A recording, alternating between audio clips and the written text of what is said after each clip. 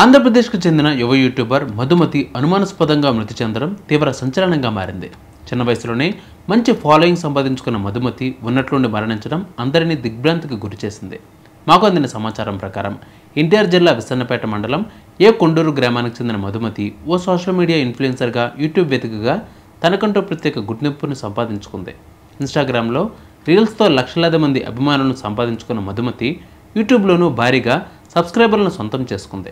ఈ క్రమంలో ఆమెకు ప్రతాప్ అనే వ్యక్తితో పరిచయం ఏర్పడినట్లు తెలిసింది. అప్పటికే వివాహం జరిగిన ప్రతాప్తో మొదలైన పరిచయం కాస్త ప్రేమగా మారిందని, క్రమేణా ఇది వివాహేతర సంబంధానికి దారితీసిందని తెలిసింది. అయితే ఈ క్రమంలోనే మధుమతి తన అమ్మమ్మ ఇంటికి వెళ్ళి అక్కడే ఉరివేసుకుని బలవన్మరణానికి పాల్పడినట్లు తెలుస్తోంది. ఆమె మృతిపై అనేక అనుమానాలు వ్యక్తమవుతూ ఉన్నాయి. అయితే ఉన్నట్లుండి మధుమతి అనుమానాస్పద స్థితిలో మృతి చెందడం పలు అనుమానాలకు తావిస్తోంది. తన అమ్మమ్మ ఇంటికి వెళ్ళిన మధుమతి అక్కడే ఉరివేసుకుని ఆత్మహత్య చేసుకోవాల్సిన అవసరం ఏమొచ్చింది అనేది తెలియాల్సి ఉంది. కాగా తమ కుమార్తె చావుకు తెల్లదేవరపల్లి గ్రామానికి చెందిన బొల్లిపోగు ప్రతాప్ కారణమని, ఆయనే మా కుమార్తెను చంపి ఉరివేశాడని అనుమానం వ్యక్తం చేస్తున్నారు మధుమిత తల్లిదండ్రులు వెంపటి పాపారావు, లావణ్య. ప్రతాప్ టార్చర్ చేసి హత్య చేశాడని, తమ కూతురు మరణానికి ప్రతాప్ కారణమని కుటుంబ సభ్యులు ఆరోపిస్తున్నారు. అతడిని కఠినంగా శిక్షించి తమకు న్యాయం చేయాలని మధుమతి తల్లిదండ్రులు డిమాండ్ చేస్తున్నారు. మాది పాటకొండూరు, మేము ఉండేది తిరువూరులో.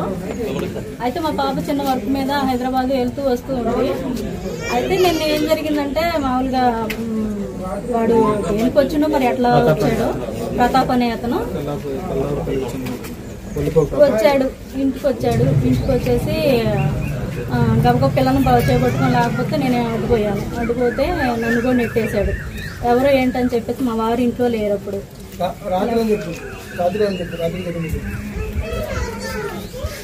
ఈ వార్తకు సంబంధించి పూర్తి సమాచారం ఇంకా తెలియాల్సి ఉంది. మధుమతి ఆత్మహత్యకు ప్రతాప్ కారణమని ఆమె కుటుంబ సభ్యులు తీవ్ర ఆరోపణలు చేస్తున్నారు. అతనిపై కఠిన చర్యలు తీసుకోవాలని, తమ కుమార్తెకు న్యాయం జరగాలని వారు డిమాండ్ చేస్తున్నారు. ఈ కేసును స్వీకరించిన పోలీసులు విచారణ ప్రారంభించారు.